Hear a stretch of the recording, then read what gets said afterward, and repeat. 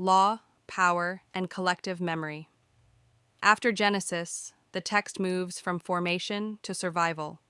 The focus shifts from inner mapping to collective life, from origin stories to remembered events, from symbolic archetypes to a people learning how to live together.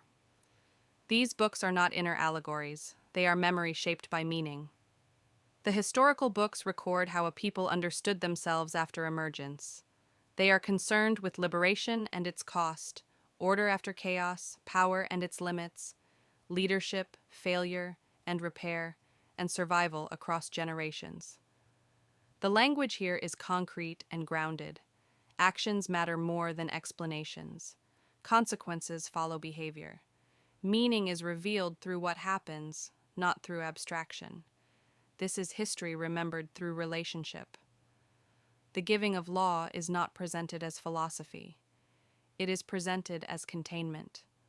After displacement and escape, structure becomes necessary. Law functions as boundary, rhythm, restraint, and protection for the vulnerable. In these texts, law is not about moral perfection. It is about preventing collapse. It answers a practical question. How does a traumatized people live without destroying itself? From judges to kings, leadership is portrayed as fragile. No figure is idealized for long. Strength carries risk. Authority invites distortion. Power reveals character under pressure. These narratives do not argue these points, they show them. Success is followed by decline.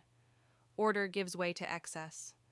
Correction comes through loss rather than instruction. Power here is not celebrated, it is tested. Repetition is a defining pattern. The people forget. They repeat mistakes. They return to familiar failures. This is not framed as moral weakness alone. It reflects how memory works under strain. When fear returns, earlier patterns resurface. The text does not rush resolution.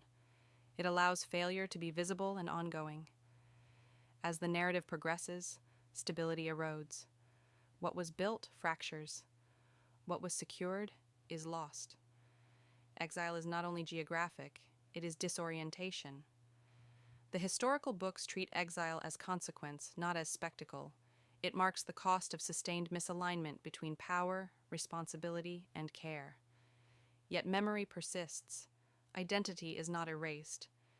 Even in displacement, the story continues.